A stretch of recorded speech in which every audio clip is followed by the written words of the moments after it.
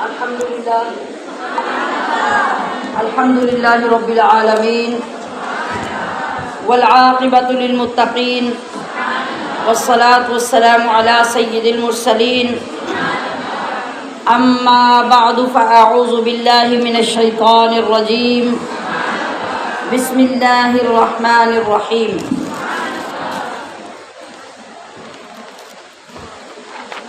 شہر رمضان الذی انزل فیہ القرآن صدق اللہ مولانا العظیم وبلغنا رسولہ النبی الکریم الامین رب اشرح لی صدری ویسر لی امری واحلل عقدۃ من لسانی یفقہوا قولی ان اللہ وملائکتہ یصلون علی النبی یا ایہا الذین آمنوا صلوا علیہ وسلموا تسلیما۔ کلام احدیت لامکاں ہے قرآن، کلام احدیت لامکاں ہے قرآن، جواب جس کا نہیں وہ بیاں ہے قرآن۔ اور ہر ایک زبان و سخن، ہر زبان، پوری دنیا میں جتنی لینگویجز ہیں ان سب کو اکٹھا کر لو اور اس کے مقابلے میں قرآن کو لے آؤ۔ قرآن کی زبان، اس کی شستگی، اس کی شائستگی، اس کی فصاحت و بلاغت، اس کا عالم کیا ہے کہ ہر ایک زبان و سخن اس کے آگے گونگے ہیں۔ اجمی کون ہوتا ہے؟ ہم سارے اجمی ہیں نا، اجمی کہتے ہی گونگے کو ہیں، تو عرب کے مقابلے میں ساری دنیا کو اجمی کہا گیا۔ اس کا مطلب ہے کہ عرب کو رب نے اتنی فصاحت، اتنی بلاغت اور اتنی وسعت زبانی عطا کی ہے کہ یہ تمام کائنات کے لوگ عرب کے سامنے ایسے ہیں جیسے گونگے ہوتے ہیں، جیسے بہت اچھا سپیکر، بہت شاندار عالم ہو اور کوئی بندہ عام اس کے آگے آ کے کھڑا ہو بات کرنے کے لیے، تو آپ دیکھتے ہیں کہ اس کے منہ سے بات ہی نہیں نکلتی۔ تو اسی تناظر میں تمام دنیا کے لوگوں کو عرب کے سامنے اجمی کہا گیا، یعنی یہ سب کے سب گونگے ہیں۔ عرب کو اللہ نے اتنی وسعت عطا کی تو ہر ایک زبان و سخن اس کے آگے گونگے ہیں۔ ہر ایک زبان و سخن کی زبان ہے قرآن۔ اور عجیب ربط، عجیب اشتراک ہے ان میں۔ کن میں؟ عجیب ربط، عجیب اشتراک ہے ان میں۔ یہ آیتیں ہیں کہ ایک خاندان ہے قرآن، یہ آیتیں ہیں کہ ایک خاندان ہے قرآن۔ اور مکی فضائل اطرت ہیں آیت آیت میں۔ کیا مطلب؟ ہر آیت قرآن کی اٹھا کے دیکھو تو یوں لگتا ہے کہ سارا حضور کا خاندان ان آیتوں کے اندر ہے۔ ان کا مقام، ان کا رہنا، ان کا بسنا ان آیتوں کے اندر ہے۔ مکی فضائل اطرت ہیں آیت آیت میں، ثنائے آل نبی کا مکان ہے قرآن۔ سبحان اللہ۔ اور ثنا کی نوک پہ آیات اس کی پڑھتا کون؟ ثنا یعنی نیزہ، نیزے کی نوک میں کس کی ضرورت ہو سکتی تھی کہ قرآن پڑھ کے سناتا؟ تو یہ کس نے کیا؟ ثنا کی نوک پہ آیات اس کی پڑھتا کون؟ جو اہل بیت نہ ہوں تو بے زباں ہے قرآن۔ سبحان اللہ۔ اور تمام سوروں کا اب بھی شباب قائم ہے، یعنی صورتوں کا، تمام صورتوں کا اب بھی شباب قائم ہے۔ امام عصر کی صورت جوان ہے قرآن۔ امام عصر کی صورت مطلب کہ ہر زمانے کا جو امام ہوتا ہے اس کا شباب ہوتا ہے، اس کا ڈنکا ہوتا ہے، اس کی شہرت ہوتی ہے۔ تو سمجھو کہ یہ جو قرآن ہے یہ ہر زمانے کا امام عصر ہے، ہر زمانے میں یہ جوان ہے۔ ہر زمانے میں اس کا روب ہے، ہر زمانے میں اس کی شان ہے، اور ہر زمانے کی نئی نسل جب علم کی اعلیٰ مقام پہ فائز ہوتی ہے تو دنیا سمجھتی ہے کہ اس قرآن کو تو پہلی دفعہ کسی نے بیان کیا ہے، یہ اس کا اعجاز ہے، یہ اس کی شان ہے۔ سبحان اللہ۔ اور شاعر نے نصیحت کیا کی؟ کہا کہ اسے پڑھا کرو، صرف سننا ہے یا پڑھنا بھی ہے؟ اسے پڑھا کرو، سر چشمہ علوم ہے یہ۔ سر چشمہ کیا ہوتا ہے؟ کسی چیز کا مرکز، منبع، محور۔ جتنے علوم کائنات میں ہیں ان کی جڑ، ان کا مرکز اور ان کا منبع قرآن ہے۔ اگر قرآن نہ ہوتا تو آج جتنے علوم آپ یونیورسٹیز میں اور انٹرنیشنل یونیورسٹیز میں جا کے حاصل کرتے ہیں، خدا کی قسم وہ سارے کے سارے قرآن سے لے کے کائنات میں پھیلائے گئے۔ تو کوئی چیز جہاں سے بھی آپ حاصل کر کے آ کے تحقیق کریں گے وہ قرآن کے اندر موجود ہو۔ لہذا شاعر نے کہا کہ اسے پڑھا کرو، سر چشمہ علوم ہے یہ۔ اب آگے سنیے، یہ سارے جو ہمارے ٹیچرز اور پڑھے لکھے لوگ بیٹھے ہیں نا، آپ سنیے، اسے پڑھا کرو، سر چشمہ علوم ہے یہ، کلام، سائنس، ادب، داستان ہے قرآن۔ یہ سب چیزیں اس کے اندر ہیں، کلام، سائنس، ادب، داستان ہے قرآن۔ اسے پڑھا کرو، سر چشمہ علوم ہے یہ، کلام، سائنس، ادب، داستان ہے قرآن۔ اور جدار کعبہ پہ لٹکا کے تیر مارے گئے۔ جدار کا مطلب ہے دیوار، کعبے کی دیوار پہ لٹکا کے تیر مارے گئے آیات قرآنیہ کو۔ کہا کہ جدار کعبہ پہ لٹکا کے تیر مارے گئے کہ خاندان نبوت کی جان ہے قرآن۔ اور عجب ربط، عجب اشتراک ہے ان میں، یہ آیتیں ہیں کہ ایک خاندان ہے قرآن۔ الحمدللہ، فخر سے اپنا سر بلند کیجئے، رب کریم نے ہمیں یہ کتاب عطا کی جس کا نام قرآن ہے، جس کی تعریف کرتے کرتے صدیاں گزر گئیں، مگر اللہ رب العزت نے ایسا اعجاز، ایسی شان اس کو عطا کی کہ کوئی اس کی تعریف، ثنا اور اس کی تفسیر کا حق نہ ادا کر سکا، نہ ادا کر سکے گا۔ اسی لیے ہم بھی چھوٹی سی جو خدمت قرآن عظیم کی کرنا چاہتے ہیں تو ہم بھی اسی بات کا عزم کرتے ہیں کہ ہم نغمہ قرآنی ہر فرد کو ہم اس کا اعوذ باللہ من الشیطان الرجیم، بسم اللہ الرحمن الرحیم۔ قل من حرم زینة اللہ التي اخرج لعباده والطیبات من الرزق قل هي للذین آمنوا في الحیاة الدنیا خالصة یوم القیامة كذلك نفصل الآيات لقوم يعلمون۔ قل إنما حرم ربي الفواحش ما ظهر منها وما بطن والإثم والبغي بغير الحق وأن تشركوا بالله ما لم ينزل به سلطانا أو أن تقولوا على الله ما لا تعلمون۔ وَلِكُلِّ أُمَّةٍ أَجَلٌ فَإِذَا جَاءَ أَجَلُهُمْ لَا يَسْتَأْخِرُونَ سَاعَةً وَلَا يَسْتَقْدِمُونَ۔ يَا بَنِي آدَمَ إِمَّا يَأْتِيَنَّكُمْ رُسُلٌ مِّنكُمْ يَقُصُّونَ عَلَيْكُمْ آيَاتِي فَمَنِ اتَّقَىٰ وَأَصْلَحَ فَلَا خَوْفٌ عَلَيْهِمْ وَلَا هُمْ يَحْزَنُونَ۔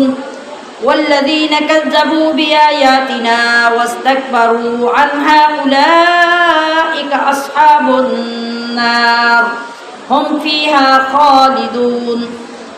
فمن اظلم ممن افترى على الله كذبا او كذب بآیاته أولئك ينالهم نصيبهم من الكتاب حتى إذا جاءتهم رسلنا يتوفونهم قالوا أين ما كنتم تدعون من دون الله قالوا ضلوا عنا وشهدوا على أنفسهم أنهم كانوا كافرين قال ادخلوا في قد خلت من قبلكم من الجن والإنس في النار كلما دخلت أمة لعنت أختها حتى إذا اداركوا فيها جميعا قالت أخراهم لأولاهم ربنا هؤلاء أضلونا فآتهم عذابا ضعفا من النار قال لكل ضعف ولكن لا تعلمون فقالت أولاهم لأخراهم فما كان لكم علينا من فضل فذوقوا العذاب بما كنتم تكسبون إن الذين كذبوا بآياتنا واستكبروا عنها لا تفتح لهم أبواب السماء ولا يدخلون الجنة حتى يلج الجمل في سم الخياط وكذلك نجزي المجرمين لهم من جهنم مهاد ومن فوقهم غواش وكذلك نجزي الظالمين والذين آمنوا وعملوا الصالحات لا نكلف نفسا إلا وسعها أولئك أصحاب الجنة هم فيها خالدون ونزعنا ما في صدورهم من غل تجري من تحتهم الأنهار وقالوا الحمد لله الذي هدانا لهذا وما كنا لنهتدي لولا أن هدانا الله لقد جاءت رسل ربنا بالحق ونودوا أن تلكم الجنة أورثتموها بما كنتم تعملون صدق الله العظيم.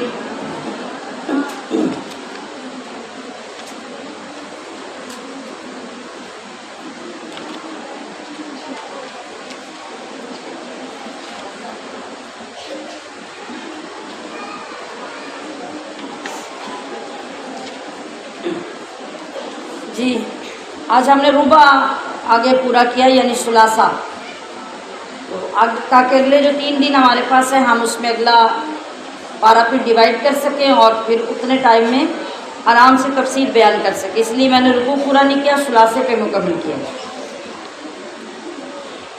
جی قل من حرم، آپ فرمائیے کس نے حرام کی زینت اللہ کی زینت، التی اخرجہ وہ جو اس نے نکالی، لعبادہ اپنے بندوں کے لیے، والطیبات اور کس نے حرام کیے، یہ پیچھے والے سوال کو دوبارہ دہرایا ہے. والطیبات کا اصل ترجمہ ہے اور پاکیزہ، من الرزق کھانے، یعنی اللہ نے اپنے محبوب سے فرمایا کہ آپ فرما دیجئے، یعنی پوچھئے ان لوگوں سے کہ اللہ کی زینت کو کس نے حرام کیا، جو خود اللہ نے اپنے بندوں کے لیے ظاہر کی یا نکالی، اور کس نے حرام کیا پاکیزہ کھانوں کو. قل آپ فرما دیجئے، ہی للذین آمنوا یہ ایمان والوں کے لیے ہے. کیا چیز؟ اللہ کی زینت اور حلال اور پاکیزہ کھانے. فی الحیات الدنیا دنیا کی زندگی میں بھی، وخالصتاً یوم القیامہ اور خالص انہی کے لیے ہے قیامت کے روز بھی. یعنی کافروں مشرکوں کو تو قیامت کے دن اللہ کی زینت اور حلال طیب کھانے نہیں ملیں گے، یہ کن کو ملیں گے؟ ایمان والوں کو، فرما برداروں کو. تو آج دنیا میں ایمان والوں کو یہ خوشخبری دی جا رہی ہے کہ یہ نعمتیں صرف اس دنیا میں تمہارے لیے نہیں، بلکہ تم اتنے خوش نصیب ہو کہ قیامت میں بھی اللہ نے تمہارے لیے یہ سب رکھا ہے۔ کذالک، یوں ہی، نفصل الآیات، ہم مفصل بیان کرتے ہیں آیتیں، لقوم یعلمون، علم والوں کے لیے۔ یہاں آپ دیکھیے کہ سب سے پہلے اللہ پاک نے قل کہہ کے اپنے محبوب سے فرمایا کہ آپ میرے بندوں تک میرا پیغام پہنچائیے اور ان سے پوچھیے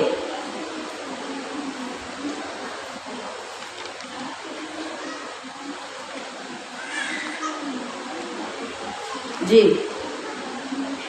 کہ اللہ کی زینت کس نے حرام کی ہے۔ یہاں جو لفظ زینت ہے، ہم نے کل کے سبق میں بھی یہ پڑھا تھا، یاد ہے کہ نہیں؟ خذوا زینتکم عند کل مسجد، کہ ہر نماز کے وقت، عبادت کے وقت اپنی زینت اختیار کرو، یعنی اچھا بہترین لباس پہنو۔ لفظ زینت آج پھر استعمال ہوا۔ یہ زینت کیا چیز ہے، اس کو سمجھنا ضروری ہے۔ بہت سے مفسرین نے اس کی تعریف میں لکھا ہے کہ زینت سے مراد انسان کا وہ لباس ہے جو اس کی ستر پوشی کے کام آئے۔ اسے قرآن نے کیا لکھا، بات سمجھیے ذرا توجہ سے۔ قرآن نے کیا لکھا؟ زینت۔ میں نے کل بھی اس بات پہ کافی گفتگو کی تھی، خاص طور پہ اپنی نوجوان بچیوں کو سمجھانے کے لیے۔ ہم خوبصورتی کس میں تلاش کرتے ہیں؟ ایسے لباس میں جس سے ہمارے جسم کا سطر قائم نہ ہو، جس میں ہمارا جسم کبھی لباس باریک ہونے کی وجہ سے ننگا نظر آئے اور کبھی تنگ ہونے کی وجہ سے ننگا نظر آئے۔ ہم کہتے ہیں کہ یہ لباس سب سے اچھا خوبصورت لباس ہے، ہم اس سے اپنی خوبصورتی بڑھانے کی کوشش کرتے ہیں۔ اب آپ غور فرمائیے کہ مفسرین نے کیا لکھا۔ زینت اللہ سے مراد وہ لباس ہے جس سے انسان کی سطر پوشی ہو، اس کا سطر ڈھانپا جائے۔ سطر میں وہ جسم کے حصے جو شرم کے مقام ہے، جن کو شرم کی وجہ سے انسان ڈھانپنا چاہتا ہے فطری طور پر، وہ اس کی شرم کی چیزیں ہیں، وہ سطر کی چیزیں ہیں۔ عورت کے لیے عورت کا سر سطر کا مقام ہے، عورت کے لیے عورت کی چھاتی سطر کا مقام ہے، ناک کے نیچے کا سارا حصہ مرد و عورت دونوں کے لیے سطر کا مقام ہے۔ اب زینت کیا ہے اللہ کی؟ ایسا لباس جو ہمارے سر کو ڈھانپے، جو ہماری چھاتی کو کور کرے، جو ناف سے نیچے ہمارے پورے جسم کو چھپائے، ناف کے نیچے پیروں تک ہمارے گٹے، ہماری پنڈلیاں آتی ہیں کہ نہیں؟ تو ہماری جن بچیوں نے آدھی پنڈلیوں تک ٹراؤزر پہنے ہوتے ہیں، اور وہ بھی اتنے ٹائٹ کے لگتا ہے جیسے کسی نے اوپر رکھ کے سلائی کیے ہوئے ہوں، تو کیا وہ اللہ کی زینت ہے؟ اور جب آپ شرٹ پہنے اور وہ آپ کے اتنے پہلو ننگے کر رہے ہو، بازو اٹھائیں تو اتنے پہلو ننگے ہو جائیں، تو کیا وہ اللہ کی زینت لباس ہے؟ نہیں۔ آپ گلا پہنے تو اتنا ڈیپ ہو کہ آپ کی ساری چھاتی ننگی ہو رہی ہو، تو کیا وہ زینت ہے؟ نہیں۔ اور آپ بازو پہنے تو یا تو بازو اتنے بنائیں یا اتنے باریک کپڑے کے بنائیں کہ اندر سے سارا جسم ننگا ہو رہا ہو، تو یہ سطر والا لباس اور اللہ کی زینت نہیں ہے۔ اللہ کی زینت وہ لباس ہے جو ان ساری چیزوں کے سطر کو قائم رکھے۔ اور اس کے بعد امام فخر الدین رازی رحمۃ اللہ علیہ نے اس زینت کی تفصیل بیان کرتے ہوئے فرمایا ہے کہ زینت کے اندر بہت ساری چیزیں شامل ہیں، جس میں لباس کے ساتھ سونا بھی، چاندی بھی، اور اس کے وہ تمام زیورات جو انسان یعنی خاص طور پہ خواتین پہنتی ہیں، وہ ساری زینت ہے۔ اس کے علاوہ یہ پتہ چلا کہ جس چیز کو اللہ رب العزت شریعت میں حرام نہ فرمائے وہ حلال ہے، جس کو نام لے کر حرام کر دیا جائے وہ حرام ہے، اور جس کے بارے میں کچھ نہ فرمایا جائے وہ کیا ہے؟ وہ حلال ہے۔ یاد رکھیے یہ ایک ضابطہ اور کلیہ ہے جو اسٹوڈنٹس کے کام آنے والا بھی ہے اور ہماری جتنی پڑھی لکھی یا پڑھانے والی بہنیں بیٹھی ہیں یہ ان کے کام آنے والا بھی ہے۔ جب آپ کوئی کام کرتے ہیں اور آپ کے کام پہ کوئی شخص اعتراض کرتا ہے، وہ کہتا ہے کہ یہ کام کہاں لکھا ہے، آپ کنفیوز ہو جاتے ہیں، آپ کہتے ہیں کہ کہاں لکھا ہے، آپ ڈھونڈ کے لاؤ کہ کہاں لکھا ہے۔ ہماری خواتین بھی جب کوئی بندہ یہ سوال کرتا ہے نا، مثال کے طور پہ کتنے لکھے ہے کہ تسی روز میرج ہال جا کے محفلہ سنو، آپ کے خاندان میں محلے میں بہت سارے لوگ آپ کو کنفیوز کرتے ہوں گے، ہے نا؟ کتنے لکھے ہے؟ ڈھونڈو ڈھونڈو کتنے لکھے ہے؟ یہ تو کہیں بھی نہیں لکھا ہوا، پھر آپ کیوں آتے ہیں روز؟ ہم یہ ساری ایفرٹ سارا مہینہ کیوں کرتے ہیں؟ 12 ربیع الاول پہ میلاد شریف کے قافلے جانے ہیں پورے پاکستان سے، اردو والے کتنے لکھے ہیں؟ کتنے لکھے ہیں؟ کدھر بھی نہیں لکھے۔ تو پھر ہم کیوں کرتے ہیں؟ سوال بن رہا ہے نا، آپ کی توجہ ہونی چاہیے، میں اس لیے آپ کو سوال بنا کے آپ کو متوجہ کر رہی ہوں۔ تو بات کا جواب کیا ہے؟ بات کا ایک ہی جواب ہے کہ جو چیز لکھی ہوتی ہے نا وہ ہونے کے لیے نہیں لکھی ہوتی، وہ منع کرنے کے لیے لکھی ہوتی ہے، وہ منع کرنے کے لیے لکھی ہوتی ہے۔ تو اس کا جواب یہ ہے کہ آپ یہ بتائیں کہ یہ منع کہاں لکھا ہوا ہے، بس 2 لفظی جواب ہے کہ جو بندہ اعتراض کر رہا ہے نا یہ اس کی ذمہ داری ہے کہ وہ دکھائے کہ یہ کہاں منع لکھا ہوا ہے، جب پوری دنیا کی کسی کتاب، کسی لٹریچر، کسی حدیث اور قرآن کی کسی آیت میں منع نہیں کیا، اور اس کے کرنے سے ہمیں نیکی کی طرف، حضور کے عشق کی طرف، حضور کے محبت کی طرف اور نماز، روزہ، پردے کی پابندی کی طرف تعلیم ملتی ہے، تو سوال کرنے والے کو پرابلم کیا ہے؟ کیا وہ یہ چاہتا ہے کہ ہماری بیٹیاں برقع مت پہنے؟ کیا وہ یہ چاہتا ہے کہ ہماری بیٹیاں نمازی مت بنے؟ کیا وہ یہ چاہتا ہے کہ ہماری بیٹیوں کو قرآن پڑھنا نہ آئے اس لیے وہ اعتراض کرتا ہے؟ جب یہ سفر کر کے آپ سارے آ کے بیٹھتے ہیں تو کیا سیکھتے ہیں؟ 200 سے زیادہ لوگوں نے اس رمضان میں پردہ کیا۔ اعتراض کرنے والا یہ کر کے دکھائے، وہ نہیں دکھا سکتا۔ اور جتنے لوگ آئے ہیں ماشاءاللہ، اگر کم نماز پڑھتے تھے یا نہیں پڑھتے تھے تو میں یہ تو الحمدللہ امید سے کہہ سکتی ہوں کہ جتنے لوگ پورا مہینہ آتے رہے انہوں نے ہر روز پوری نمازیں پڑھی۔ اور اب اگر رمضان کے بعد ہم اگر کسی کی سستی کو مان بھی لیں تو جتنی سستی رمضان سے پہلے تھی اب بعد میں اتنی نہیں رہے گی۔ فائدہ ہوا یا نقصان ہوا؟ فائدہ ہوا۔ تو فائدے سے کون روکتا ہے؟ وہ کل ہم نے پڑھا تھا، شیطان نے کہا تھا تیرے بندے جدھر فائدے کے لیے جائیں گے میں آگے جاؤں گا، میں دائیں سے آوازیں دوں گا، میں ادھر سے بھی دوں گا، میں پیچھے سے بھی آوازیں دوں گا۔ تو یاد رکھو کہ نیکی کی طرف جانے وہ نیکی جو شریعت کے مطابق ہو رہی ہے۔ ہاں اگر ہم کوئی ایسا کام کریں جو قرآن کے خلاف ہے، حدیث کے خلاف ہے، نبی کی تعلیمات کے خلاف ہے، پھر ہم یہ نہیں کہہ سکتے آگے سے کہ آپ یہ بتاؤ کہ منع کہاں ہے۔ اس کے منع کے لیے بہت ساری چیزیں ہمارے سامنے ہوں گی جو منع ہوگا، لیکن اللہ اور اس کے رسول کے دین کی بات، شریعت کی بات، نیکی کی بات، تقویٰ اور پرہیزگاری کی بات آپ کسی انداز سے بھی اگر سیکھنے کے لیے نکلتے ہیں تو دلیل آپ نے نہیں دینی، دلیل اس نے دینی ہے۔ وہ آپ کے سامنے رجسٹر پکڑ کے، کتاب پکڑ کے کھڑا ہو جائے کہ یہ دیکھو یہ لکھا ہوا ہے کہ کوئی بندہ کسی محفل میں جا کے دین نہیں سیکھ سکتا، آپ اسی دن رک جائیے گا۔ ٹھیک ہے؟ آپ سب کے لیے جواب آسان ہے نا؟ ہاں، جواب کیا ہوتا ہے؟ نیکی پر اعتراض کرنے والا دلیل لائے گا، وہ لا کے دکھائے گا کہ یہ دیکھو لکھا ہوا ہے کہ یہ کام نہیں کرنا، یہ اس کا کام ہے دلیل لانا، یہ آپ کا کام نہیں۔ آپ کا جواب یہ ہے کہ قرآن و حدیث میں کسی جگہ پہ اس سے منع نہیں کیا گیا، بس۔ اب یہ جواب کم پڑھے لکھے بھی دے سکتے ہیں اور زیادہ پڑھے لکھے بھی دے سکتے ہیں۔ ہاں اگر ایک بار ایک بندہ اعتراض کرتا ہے نا، آپ 10 بار اس سے کہیں کہ مجھے دلیل چاہیے، جو تم نے مجھے نیکی سے روکا ہے نا، اس کے روکنے کی مجھے دلیل چاہیے تاکہ میں اپنے ساتھ سارے لوگوں کو روک دوں، میں اکیلی کیوں رکوں؟ انشاءاللہ اعتراض کرنے والا 6 دن 7 دن کے بعد آپ کے ساتھ کھڑا ہو جائے۔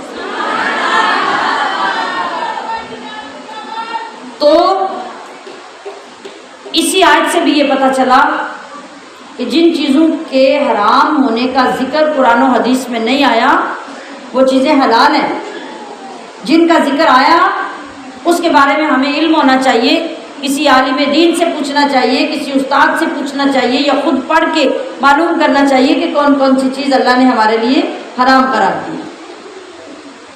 فرمایا گیا کہ وَالطَّيِّبَاتُ مِنَ الرِّزْقِ، یعنی اللہ پوچھ رہا ہے کہ جو پاکیزہ رزق ہے، جو پاکیزہ کھانے، لذیذ کھانے ہیں، ان کو کس نے حرام کیا؟ یہ پیچھے کا سلسلہ چلا آ رہا ہے، جو کفار اور مشرکین اور یہودی یہ اپنے پاس سے لوگوں کو لسٹیں دیتے تھے کہ یہ چیز حرام ہے، یہ چیز حرام ہے، یہ چیز حرام ہے، تو اللہ نے کہا کہ تم ساری دلیلیں لاؤ کہ میں نے کہاں ان چیزوں کو حرام کیا ہے۔ بنانے والا تو میں ہوں، حلال کرنے والا میں ہوں، تو میں نے جب ان چیزوں کو حرام نہیں کیا تو تم کون ہوتے ہو حرام کرنے والے؟ سمجھ آ رہی ہے بات کی؟ جی، تو جو حلال چیز ہوتی ہے اصل میں اللہ پاک نے جو چیز بھی پیدا کی ہے وہ سب کی سب مباح ہیں۔ آگے چیزوں کے نام لے کر وجوہات کی بنا پہ اللہ پاک نے کچھ چیزوں کو حرام قرار دے دیا، تو جب اللہ نے حرام کیا تو وہ حرام ہو گئی، باقی ساری اپنے اصل پر حلال ہے۔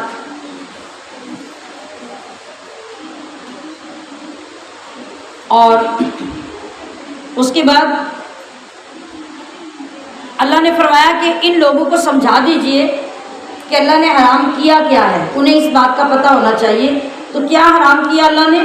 فرمایا قل انما حرم ربی الفواحش، آپ کہہ دیجئے بے شک حرام کر دیا میرے رب نے بے حیائیوں کو۔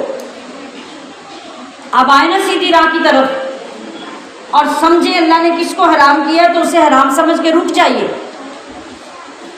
لیکن اس پہ رکنے والے ہمیں کتنے لوگ نظر آتے ہیں؟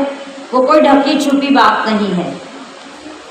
ما ظہر منہا، جو ظاہر ہیں ان سے، یعنی ظاہری طور پہ بے حیائی کو بھی حرام کیا، وما باطن، اور جو چھپی ہوئی بے حیائیاں ہیں ان کو بھی حرام کیا، والاسم، اور گناہ کو رب نے حرام کیا، والبغی، اور سرکشی کو رب نے حرام کیا، بغیر الحق، جو نہ حق ہو، وان تشرکوا باللہ، اور یہ بھی اللہ نے حرام کیا کہ تم اللہ کے ساتھ کسی کو شریک ٹھہراؤ، یہ بھی حرام ہے۔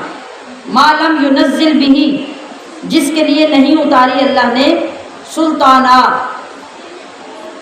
کوئی سند، ما لم ینزل، یہ جو ینزل کا صیغہ ہے نا، یہ نہیں اتاری، اس نے اس کا معنی آتا ہے، اس کون ہے؟ وہ اللہ ہے۔ اس لیے لفظ اللہ یہاں پہ لکھا ہے، اور آپ سوچ رہے ہوں گے کہ یار اللہ کا لفظ تو نہیں لکھا تو ترجمہ کیوں کیا ہے؟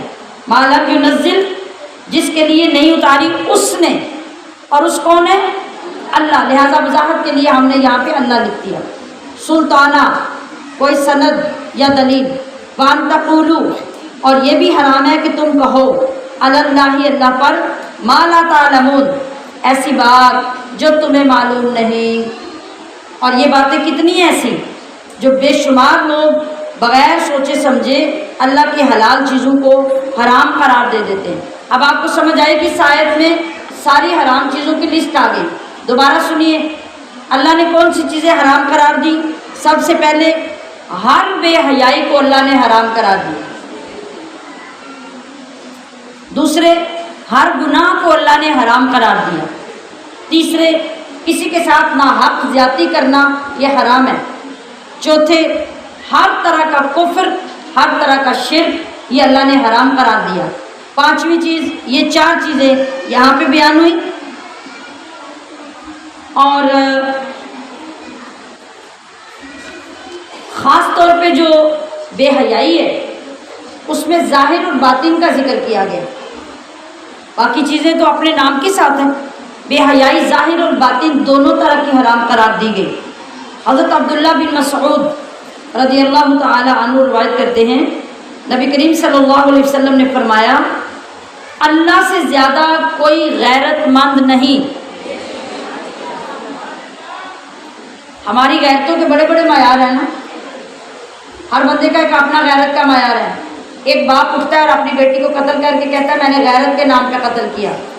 ایک بھائی اٹھتا ہے اور اپنی جوان بہن کو کسی خرابی اور برائی پہ قتل کر کے کہتا ہے میں نے غیرت کے نام پہ قتل کیا، اور اپنے آپ کو بڑا غیرت مند سمجھتا ہے. قرآن و حدیث کے مطابق نہ وہ غیرت کا کام اس نے کیا اور نہ وہ غیرت مند ہے، بلکہ اس کا الٹ کہا جائے گا. ایسا شخص دیوس ہے، وہ غیرت مند نہیں، وہ بے غیرت ہے. کس وجہ سے؟ کہ وہ اللہ کے قانون کو اپنے ہاتھ میں لے رہا ہے. وہ غیرت مند ہے. غیرت مند اللہ کے قانون کو ہاتھ میں لیتا ہے. مارنے جلانے کا کام اللہ کے ہاتھ میں ہے، بندے کے ہاتھ میں نہیں. وہ شریعت کی خلاف ورزی کرتے ہوئے ایک بندہ جس کی قتل سزا نہیں بنتی اس کو قتل کر کے کہتا ہے میں غیرت مند ہوں. وہ کیسے غیرت مند ہے؟ جس وقت اس کی غیرت کی ضرورت تھی وہ پتہ ہے کون سا وقت تھا؟ وہ وقت تھا جب اس کی بہن یا بیٹی بالغ ہوئی تھی. ہر وقت وہ اس کی نظر میں رہتی، یہ اس کی غیرت کا ثبوت تھا. وہ گھر سے کیسے نکل رہی ہیں، باپ اور بھائی کی نظر اس پہ رہتی، یہ اس کی غیرت کا تقاضا تھا. وہ گھر سے نکل کے کہاں جا رہی ہے وہ اس کو نظر میں رکھتا، یہ اس کی غیرت کا تقاضا تھا. وہ گھر میں اکیلے میں لوگوں کے ساتھ کس انداز سے زندگی گزار رہی ہے، باپ اور بھائی کی غیرت کا یہ تقاضا تھا کہ وہ اپنی نظر میں رکھتے. اس وقت انہوں نے اس کی طرف کوئی توجہ نہیں دی، اور جب اس نے حد درجے کی بے حیائی کر لی یا وہ گھر سے بھاگ گئی، جا کے کورٹ میرج کر لی، نکاح کر لیا، حرام کاری کر لی، زنا کر لیا، کسی غیر لڑکے سے تعلقات بڑھا لیے، اب بھائی کی غیرت جاگی، اب باپ کی غیرت جاگی. بے غیرتی تو آپ کے گھر میں ہوئی اور آپ کی وجہ سے ہوئی. جب آپ نے اپنی ذمہ داری پوری نہیں کی اب آپ اپنے آپ کو غیرت مند نہیں کہہ سکتے. آپ ڈکلیئر کریں کہ میں غیرت مند نہیں ہوں. سمجھ آ رہی ہے؟ اسلام غیرت مند ہے، اللہ غیرت مند ہے، اللہ کے رسول غیرت مند ہے.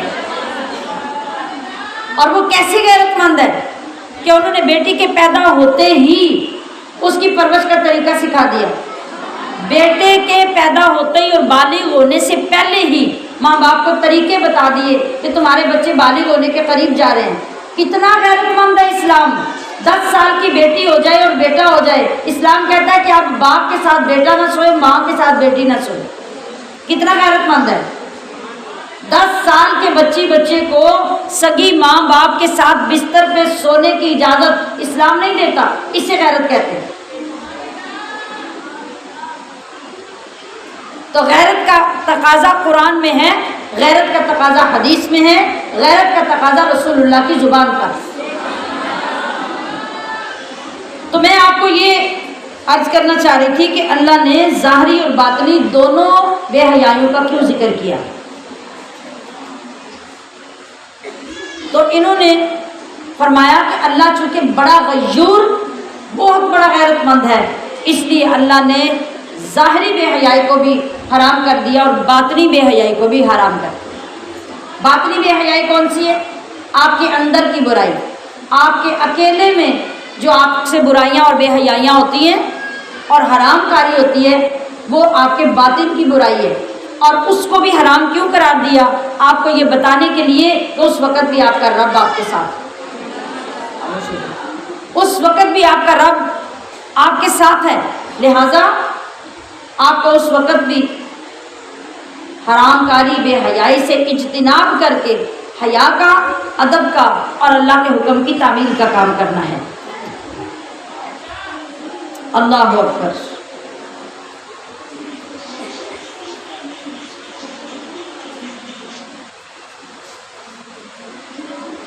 اب دیکھیے یہی بات جو ہمارے مرد اس وقت کرتے ہیں جب برائی حد سے بڑھ جاتی ہے. تو نبی کریم صلی اللہ علیہ وسلم ایک صحابی حضرت سعد بن عبادہ فرماتے ہیں کہ اگر میں کسی کو اپنی بیوی کے ساتھ دیکھ لوں تو تلوار کی دھار سے اس کی جان نکال دوں. یہ بھی مرد ہونے کی وجہ سے اپنی غیرت بتا رہے ہیں نا حضور کے صحابی. حضور علیہ الصلوۃ والسلام نے جب یہ بات سنی، آپ نے ارشاد فرمایا کہ تم سعد کی غیرت پر تعجب کرتے ہو کہ یہ اتنا غیرت مند ہے کہ ایسے کر دے گا، حالانکہ اللہ کی قسم میں ان سے زیادہ غیرت مند ہوں. اللہ تعالیٰ نے مجھ سے زیادہ، اللہ تعالیٰ مجھ سے بھی زیادہ غیور ہے، وہ مجھ سے بھی بڑا غیرت مند ہے. اور غیرت کیا ہے؟ غیرت یہ نہیں کہ پہلے بے حیائی کا موقع مہیا کرو اور اس کے بعد قتل کرنے چلو. غیرت یہ ہے کہ بے حیائی کا موقع ہی نہ آئے. غیرت یہ ہے کہ آپ کی تربیت اتنی پاکیزہ ہو، آپ کا ماحول اتنا پاکیزہ ہو کہ بے حیائی کی نوبت ہی نہ آئے. یہ سب سے بڑی غیرت. اور اللہ نے اسی بات کا ذکر فرمایا، وَلِكُلِّ أُمَّةٍ أَجَلٌ، اور ہر امت کے لیے ایک مقررہ وقت ہے. یہ بات تو سمجھی ہوئی ہے نا. پیچھے جتنی امتیں آئیں وہ بھی اپنا اپنا وقت گزار کے چلی گئی. ہمارے باپ دادا بھی آئے، وہ اپنا وقت گزار کر آج ہیں سب کے باپ دادا چلے گئے نا. اور اب ہماری باری بھی ہے، ہمارا بھی ایک مقررہ وقت ہے، وہ بھی گزر جائے گا، ہم بھی چلے جائیں گے. اب طریقہ اور نظام اللہ پاک کا کیا ہے؟ فَإِذَا جَاءَ أَجَلُهُمْ، تو جب آ جائے ان کا مقررہ وقت، لَا يَسْتَأْخِرُونَ سَاعَةً، تو وہ نہ پیچھے ہٹ سکتے ہیں ایک پل، ایک گھڑی. وَلَا يَسْتَقْدِمُونَ، اور نہ وہ آگے بڑھ سکتے ہیں. یہ اللہ کا قانون ہے. اور یہ کس پہ صادق آتا ہے؟ ہمارے خاندانوں میں، ہمارے گھروں میں جو موتیں واقع ہوتی ہیں. آپ دیکھیں ایک بندہ کیسے فوت ہوتا ہے؟ وہ بستر پہ پڑا ہے 6 مہینے، سال، 2 سال، 5 سال، ہر بیماری برداشت کر کے پھر بستر پر کی اس کی جان نکل جاتی ہے. اس کا مقررہ وقت ایسے تھا. دوسرا بندہ گھر سے نکلا، گاڑی پہ بیٹھا، ایکسیڈنٹ ہوا، وہاں جا کے فوت ہو گیا، اس کا مقررہ وقت ویسے تھا.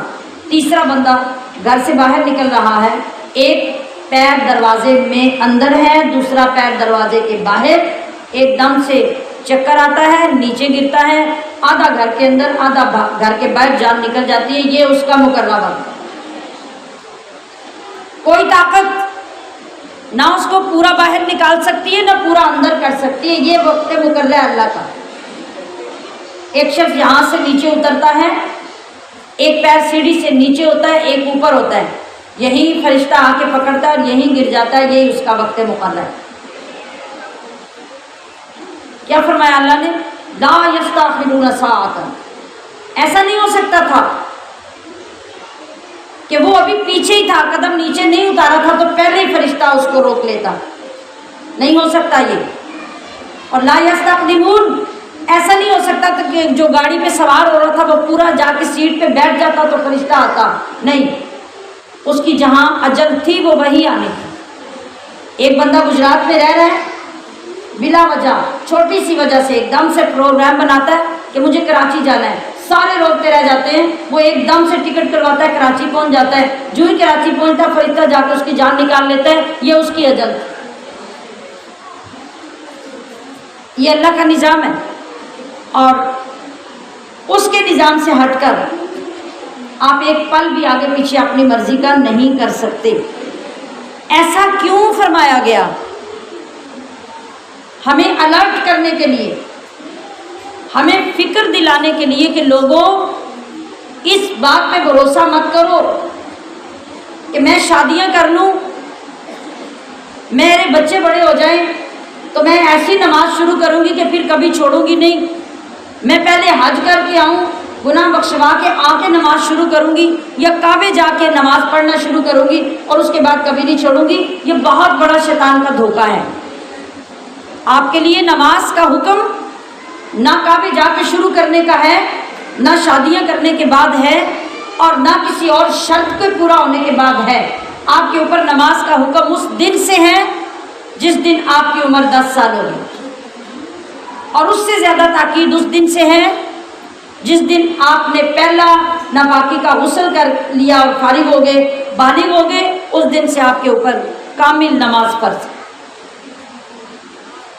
یہ ساری باتیں کیوں بتائی جا رہی ہیں؟ میں نے کیوں اس لیے یہ چند مثالیں آپ کے سامنے بیان کی کہ ہماری لمٹ، ہماری حد، ہماری اجل کا عالم یہ ہے کہ اگر اجل آپ کی ایک پیر اوپر اور ایک نیچے کی کنڈیشن میں ہے، آپ دوسرا پیر نیچے اتار ہی نہیں سکتے۔ آپ کی اجل گھر کے دروازے کے ایک پیر اندر اور ایک باہر ہے، آپ دوسرا پیر باہر نکال ہی نہیں سکتے، تو پھر بھروسہ کس بات کا؟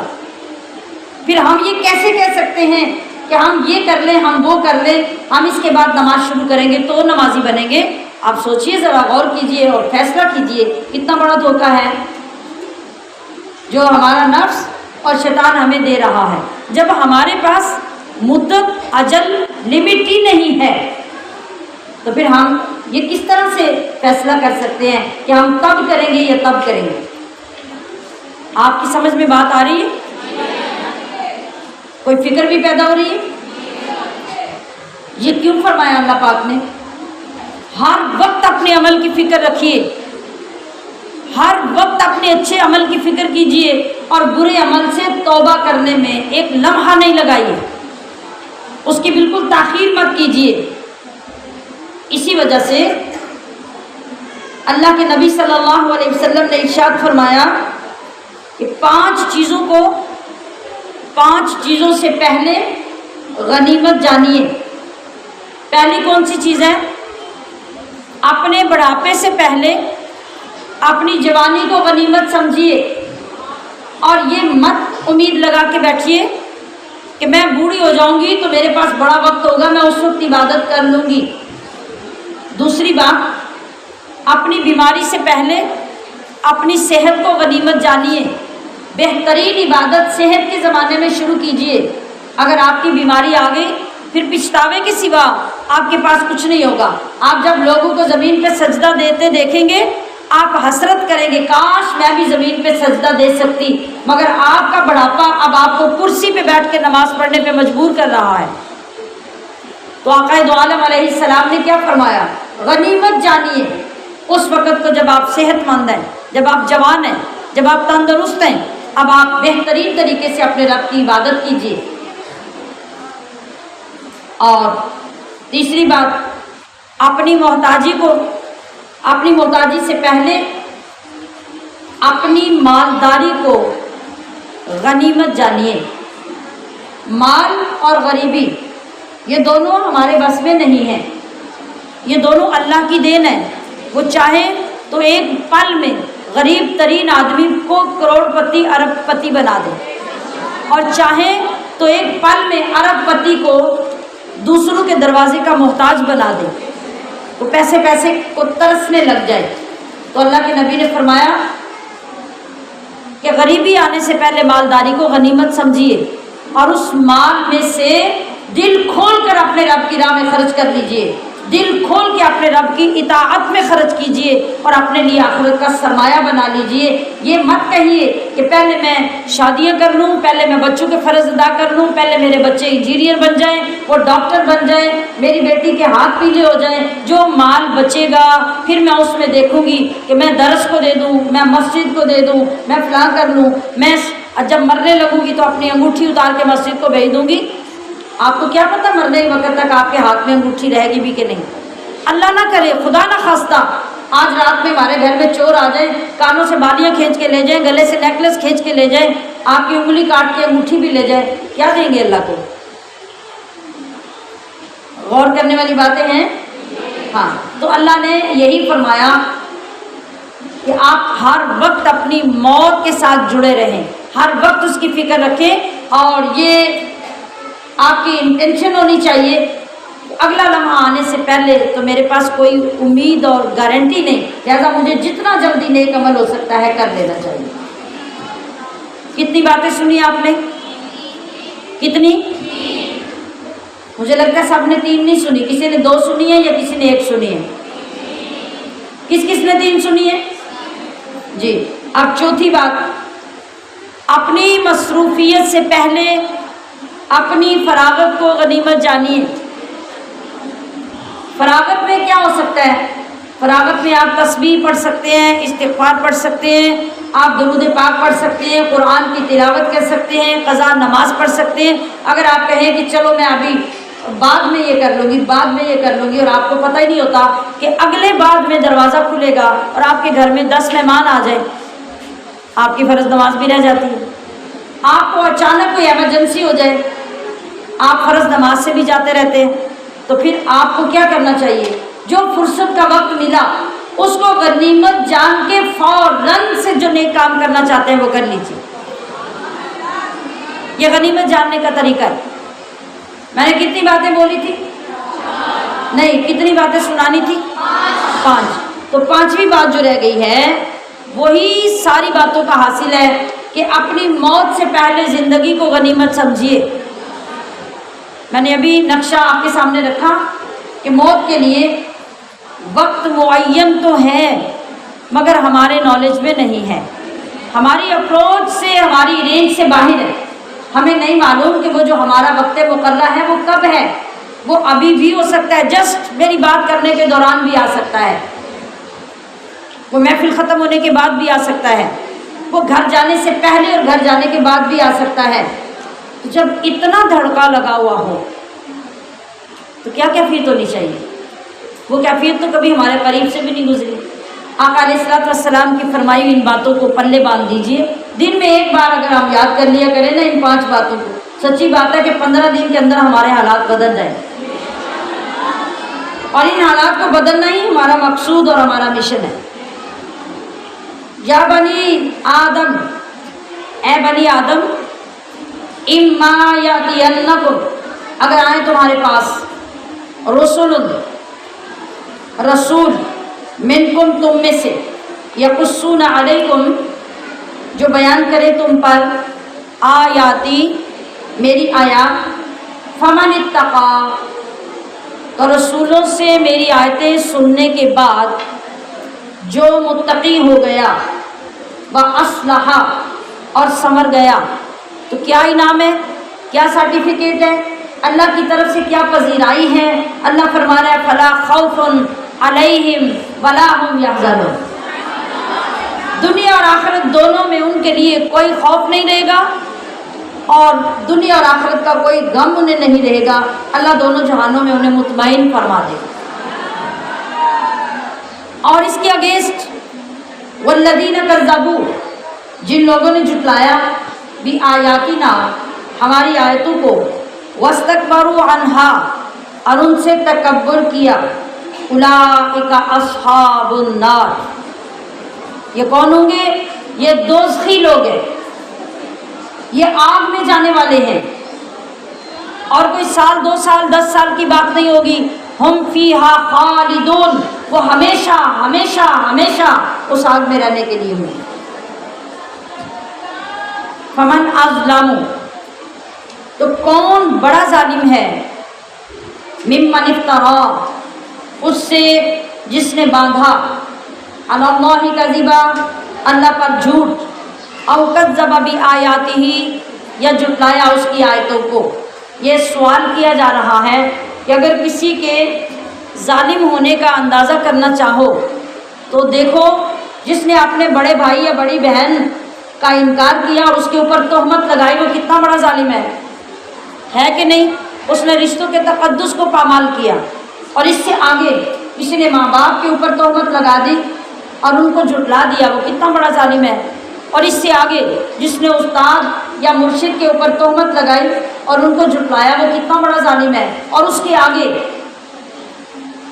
کسی غوث قلندر یا کسی صحابی پر جھوٹ باندھا، وہ کتنا بڑا ظالم ہے۔ جب تمہیں اس بات کی سمجھ آ گئی تو اللہ فرما رہا ہے فَمَنْ أَظْلَمُ مِمَّنِ افْتَرَىٰ عَلَى اللَّهِ كَذِبًا، تو سوچو پھر وہ کتنا بڑا ظالم ہوگا جو ڈائریکٹ اللہ پہ ہی جھوٹ باندھ دے، جو ڈائریکٹ اللہ پہ تہمت لگا دے، جو ڈائریکٹ اللہ کا انکار کر دے، وہ کتنا بڑا ظالم ہوگا۔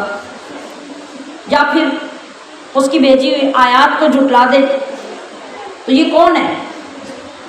جنہوں نے اس حد تک ظلم کیا ان کا حشر کیا ہے؟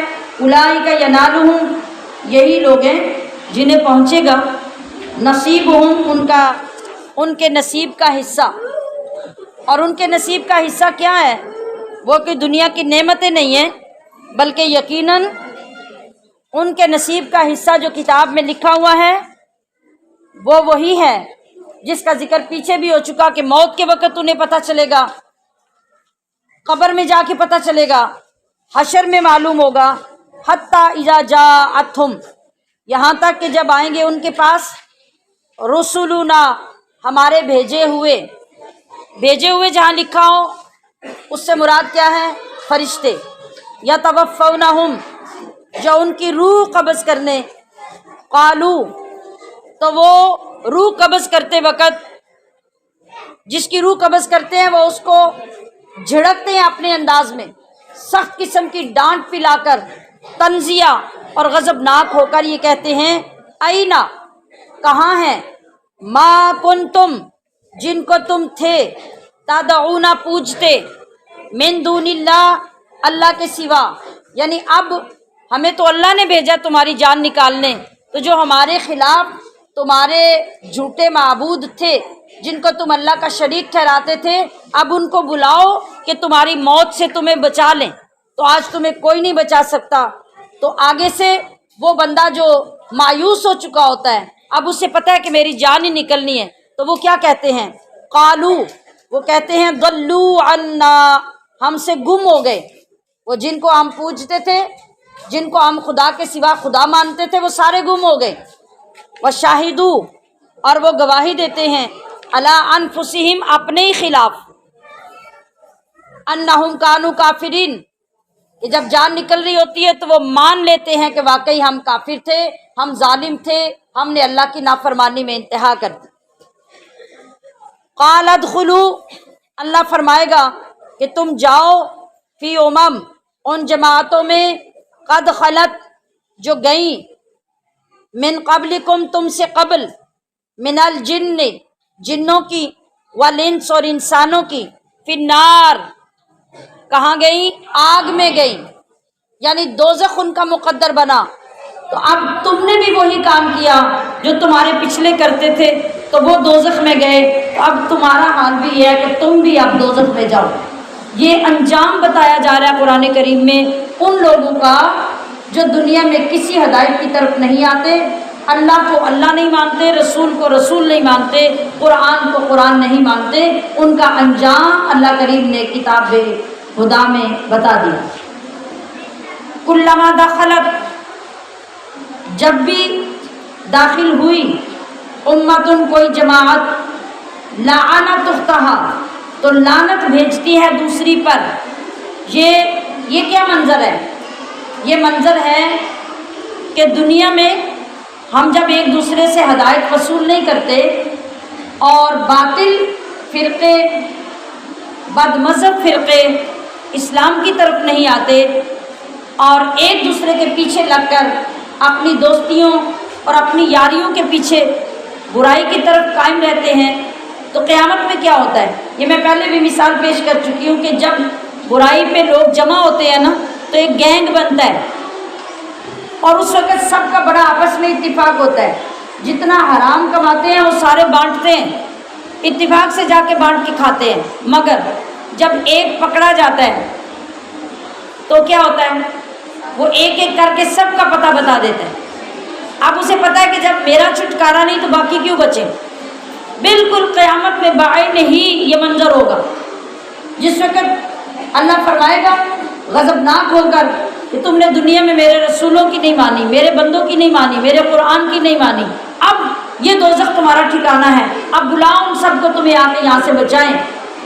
تو ہر جماعت پتہ کیا کہے گی کہ یا اللہ ہمارا قصور نہیں تھا، ہمیں تو فلاں نے لگایا تھا، ہمیں فلاں نے لگایا تھا، اب کوئی فلاں بچ نہیں سکے گا، باری باری سب دوزخ میں جائیں۔ بچنے کا، سمجھنے کا، ہدایت کو ایکسیپٹ کرنے کا یہ وقت ہے، اس وقت ہم یہ سب کر سکتے ہیں۔ پہاڑوں سے بڑے اگر ہمارے جرم اور گناہ ہیں، ایک سچی توبہ سے سب ختم ہو جاتے ہیں، اللہ سب کو بخش دیتا ہے، لیکن وہاں وہاں جانے کے بعد ایک ذرے کے برابر گناہ بھی بخشا نہیں جائے گا۔ حتیٰ اذا ادارکوا، یہاں تک کہ جب جا پڑیں گی کون؟ ساری جماعتیں، فیہا دوزخ میں، جمیعہ سب کی سب، قالت اخراہم لأولاہم، اس وقت جو آخری جماعت ہوگی وہ پہلی جماعتوں کے متعلق کہے گی ربنا، اے ہمارے رب، ہاؤلائی اضلونا، یہ جو ہم سے پہلے دوزخ میں آئے ہیں نا، یہ ہیں جنہوں نے ہمیں بھی گمراہ کیا تھا، ہمارا کوئی قصور نہیں ہے۔ فآتِہم، تو اے اللہ تو انہیں دے عذاباً ضعفاً، دگنا عذاب ہم سے، کس کا؟ من النار، آگ کا۔ قال، اللہ فرمائے گا لکل ضعف، ہر ایک کے لیے دگنا ہی عذاب ہے، ولکن لا تعلمون، اور لیکن تمہیں علم نہیں، تم جانتے نہیں۔ وقالت اولاہم لاخراہم، اب جو پہلے والے جن پہ الزام لگے گا وہ کہیں گے پچھلوں سے فما کان لکم، تو نہیں ہے تمہیں، علینا ہم پر، من فضل کوئی فضیلت، یعنی اب آپس میں ایک دوسرے کو تانے دے کر لڑائی شروع ہو جائے گی دوزخ میں بھی،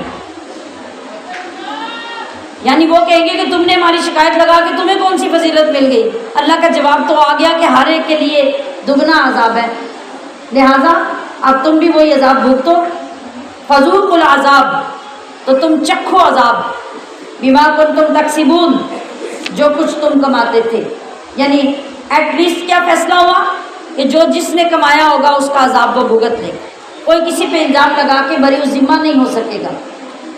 ان الذین کذبوا بآیاتنا، بے شک وہ جنہوں نے جھٹلایا ہماری آیتوں کو، واستکبروا عنہا، اور ان سے تکبر کیا، لا تفتح لہم، نہ کھولے جائیں گے ان کے لیے، ابواب السماء، آسمان کے دروازے، ولا يدخلون الجنہ، اور نہ داخل ہوں گے وہ جنت میں، حتی یلج الجمل، جب تک کہ داخل نہ ہو اونٹ، فی سم الخیاط، سوئی کے ناکے میں، سمی ناکا، الخیاط سوئی، وکذالک، اور یوں ہی، نجزی المجرمین، ہم بدلہ دیتے ہیں کن کو؟ مجرموں کو۔ اب ذرا غور کیجئے، اللہ فرما رہا ہے کہ کافروں کے لیے آسمان کے دروازے نہیں کھولے جائیں گے۔ کیوں نہیں کھولے جائیں گے؟ اس لیے کہ ان کے اعمال اور ان کی روحیں یہ دونوں خبیث ہیں۔ جب کسی بھی بندے کی روح نکالی جاتی ہے وہ فرشتے لے کے آسمان کی طرف جاتے ہیں، اور جب کوئی مومن کی روح ہوتی ہے تو فرشتے آسمان کے دروازے کھول کے کہتے ہیں کہ مرحبا اے پاک روح، تیرا آنا مبارک ہو، اور تیرے لیے رب کی رحمت کے دروازے کھل رہے ہیں۔ اور جس وقت کوئی خبیث، ناپاک، کافر، مشرک اور بد مذہب کی روح جاتی ہے تو فرشتے جا کے دروازہ آسمان کا بجاتے ہیں، مگر جو داروغہ فرشتے ہوتے ہیں وہ دروازہ نہیں کھولتے، کہتے ہیں اللہ کا حکم نہیں ہے، اس روح کو واپس لے جاؤ اور ساتوں زمینوں کے نیچے اسفل السافلین کے اندر جا کے اس کو پھینک دو۔ نہ ان کے اعمال اوپر چڑھتے ہیں نہ ان کی روحیں اوپر چڑھتی ہیں، اس لیے فرمایا کہ ان کے لیے آسمان کے دروازے نہیں کھلتے۔ اللہ کا کتنا کرم ہوا کہ جن کو رسول اللہ کی غلامی نصیب ہوئی، آپ کا امتی ہونے کا اور آپ کی فرما برداری کا شرف نصیب ہوا، اللہ پاک اپنے اپنے اعمال کے مطابق ان مسلمانوں کی روح کو اوپر ہی اوپر درجات کی بلندی عطا کرتا رہتا ہے۔ سبحان اللہ۔ اور جتنا انسان نیک ہوتا ہے اتنے اعلیٰ انداز میں فرشتے اس کی روح لینے کے لیے آتے ہیں۔ اگر ایک انسان متقی ہے، اللہ کا دوست ہے، پرہیزگار ہے، تو ایسا شاندار جلوس تیار ہوتا ہے کہ جو مین مرکزی فرشتے آگے روح کے لیے آتے ہیں، روح نکالنے، ان کے پیچھے 500 فرشتوں کی ایک جماعت کو اللہ رب العزت حکم دیتا ہے کہ ذرا جنت کے باغ میں جاؤ، کتنی سی سبحان اللہ؟ جنت کے باغ میں جاؤ اور وہاں مختلف خوشبو والے پھولوں کی ڈالیاں توڑو، قربان جائیں، یہ ایک مصطفیٰ کے ادنا امتی کا مقام ہے، جو فرما بردار ہے، جو نیکوکار ہے، تو اس کا مقام یہ ہے کہ اللہ فرماتا ہے کہ مختلف خوشبودار پودوں سے مختلف پھولوں کی ڈالیاں توڑو، اور ڈالی کا حسن پھول سے زیادہ ہوتا ہے نا؟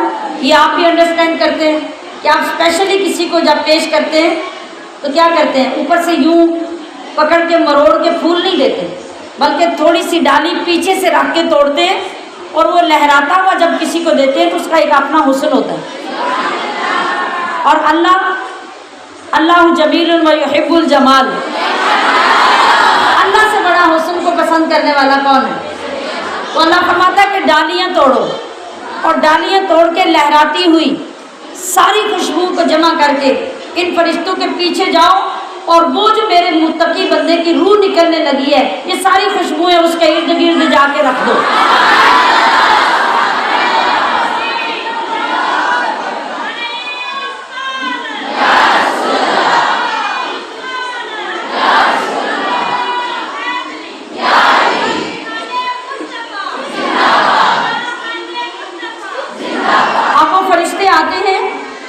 اور آ کے وہ ڈالیاں اس کے سامنے پیش کرتے ہیں اور کہتے ہیں کہ اے اللہ کے نیک بندے، تو ان جنت کی خوشبوؤں سے خوش ہو جا، تجھے رب کی طرف جانا ہے، اور ایسے ہی خوشبوؤں کے ساتھ تیرا استقبال آسمان اول پر بھی ہونے والا ہے۔ لہذا اس مومن بندے کی روح اس خوشی سے جسم سے نکلتی ہے اور فرشتوں کے جلو میں سفر کرتی ہوئی آسمان پہ جاتی ہے۔ دعا کریں کہ جب نزا کا، موت کا آخری وقت آئے تو ایمان کے ساتھ اور آقا کے غلاموں کی فہرست میں رہتے ہوئے، اور فرمایا کہ لہم من جہنم، ان کے لیے تو جہنم ہے، اور جہنم کیا ہے؟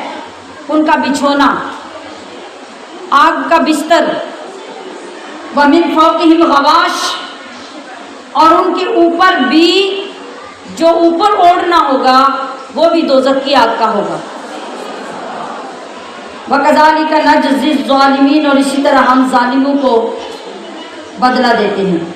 اب دوسری طرف دوسری خوش نصیب قوم، وَالَّذِينَ آمَنُوا، اور وہ جو ایمان والے لوگ ہیں، وَعَمِلُوا الصَّالِحَاتِ، اور جنہوں نے اچھے اعمال کیے، لا نکلف نفسا، ہم نہیں تکلیف دیتے کسی کو، الا وسعها، مگر اس کی طاقت کے مطابق۔ اس کانسیپٹ کو سمجھنا اور اس عقیدے پہ عمل کرنا، مضبوط ہو جانا، یہ ہر ایمان کے والے کے لیے انتہائی ضروری ہے، اور یہی وہ چیز ہے جو ہمارے درجات کو بلند کرتی ہے اور ہمیں اللہ کے قریب کرتی ہے۔ جس وقت معمولی تکلیف آنے پہ ہم کہتے ہیں نا، ہائے میں مر گئی، ہائے میرا کچھ نہیں رہا، ہائے میں بچ نہیں سکتی، یہ بالکل اس آیت کے خلاف ہے جو اللہ فرماتا ہے لا نکلف نفسا الا وسعها۔ اللہ نے فرمایا کسی بھی جان کو ہم اس کی برداشت اور اس کی طاقت سے بڑھ کے بوجھ دیتے ہی نہیں۔ ایک بندہ ٹکڑے ٹکڑے ہو جاتا ہے نا، اللہ نے اسے کیوں ٹکڑے ٹکڑے کیا؟ اللہ نے اس کو یہ تکلیف دینے سے پہلے اتنی کیپیسٹی عطا کر رکھی ہے، یا وہ بچ جاتا ہے یا وہ آگے سدھار جاتا ہے۔ اگر آگے سدھارا تو اسی کے بدلے میں اللہ نے اس کو درجات کی بلندی عطا کی اور اس نے اس پہ صبر کیا، اور اگر وہ بچ گیا تو دنیا نے دیکھا کہ دنیا حیران ہوگی کہ یہ تو بچ سکتا ہی نہیں تھا، وہ بچ گیا۔ تو تب جا کے ہمیں اندازہ ہوا کہ جو کوئی انسان برداشت کر سکتا تھا اللہ نے اسی میں اس کو رکھا، حالانکہ ہم نہیں جانتے کہ ہم یہ برداشت کر سکتے ہیں۔ ہم ایک ٹھوکر لگنے پہ سب سے پہلے کہتے ہیں ہائے میں مر گئی، دنیا دیکھتی ہے کہ مری تو کوئی نہیں، آج بھی نہیں مری، کل بھی نہیں مری، سال بعد بھی نہیں مری۔ تو یہ بے صبری کے جملوں سے ہمیں اجتناب کر کے اپنے رب کی رضا پہ راضی رہتے ہوئے ہمیں ایسے موقع پہ الحمدللہ کہنے کی عادت ڈالنی چاہیے۔ وَنَزَعْنَا مَا فِي صُدُورِهِمْ، اور ہم نکال لیں گے جو کچھ ان کے سینوں میں ہے، من غل، کینہ، بغض، حسد، بوجھ۔ یہ کس کی شان ہے؟ کن کے سینوں سے رب نکالے گا؟ یہ ایمان والوں کی شان ہے۔ اللہ ایمان والوں کے سینوں کو نور علی نور کر کے انتہائی وسیع کر دیتا ہے۔ جتنا جتنا ایمان بڑھتا ہے بندہ ان باتوں سے پاک ہوتا چلا جاتا ہے۔ تجری من تحتہم الانہار، ان کا ٹھکانہ کیا ہوگا؟ انہیں جو جنت دی جائے گی اس جنت میں ان کے نیچے نہریں بہتی ہوں گی۔ وقالو، اور وہاں وہ کیا کہیں گے ایمان والے جن کو یہ مرتبہ ملے گا؟ الحمدللہ الذی ہدانا لہذا، تمام تعریفیں اس اللہ کے لیے جس نے ہمیں اس کی راہ دکھائی۔ یعنی اس وقت جنت کی وہ نعمتیں دیکھ کر ایمان والے وہاں بھی الحمدللہ کہیں گے، اللہ کا شکر ادا کریں گے اور کہیں گے کہ اگر جہنم اور دوزخ والوں کی طرح ہمیں اللہ اس راستے کی ہدایت نہ دیتا تو آج ہم بھی دوزخ میں جل رہے ہوتے۔ تو اللہ کی تعریف، اللہ کا شکر جس رب نے ہمیں اس نیک راستے کی ہدایت دی اور اس پہ ہم چلے، آج اللہ نے ہمیں ان نعمتوں والی جنت کا وارث بنا دیا۔ وما كنا لنهتدي، ہم خود تو ہدایت پا ہی نہیں سکتے تھے، ہم ہدایت یافتہ ہو ہی نہیں سکتے تھے، لولا ان ہدانا اللہ، اگر ہمیں اللہ ہدایت نہ دیتا۔ لقد جاءت رسل ربنا، البتہ بے شک آئے ہمارے رب کے رسول، بالحق، حق کے ساتھ، ونودو، اور ندا دی گئی یا ندا ہوگی، ان تلکم الجنت، کہ یہی ہے وہ جنت، اورثتموہا، جس کا تمہیں وارث کیا گیا، بما کنتم تعملون، یہ ان نیک اعمال کا بدلہ ہے جو تم کیا کرتے تھے۔ یعنی جب وہاں جنت والے یہ باتیں کر رہے ہوں گے کہ اللہ کا کروڑ ہاتھ شکر جس نے ہمیں اس جنت کے راستے پہ چلایا، ہمیں ہدایت دی، تو ادھر سے اللہ کے فرشتے ندا کریں گے۔ کیا ندا کریں گے؟ کہ آپ خوش ہو جاؤ، آپ مطمئن ہو جاؤ کہ تمہیں کچھ عرصے کے لیے جنت میں نہیں بھیجا گیا، تمہیں صرف سیر کے لیے نہیں لایا، بلکہ تم ہی اس جنت کے وارث ہو اور ہمیشہ آپ اسی جنت میں رہو۔ سبحان ربک رب العزت عما یصفون وسلام علی المرسلین والحمد للہ رب العالمین۔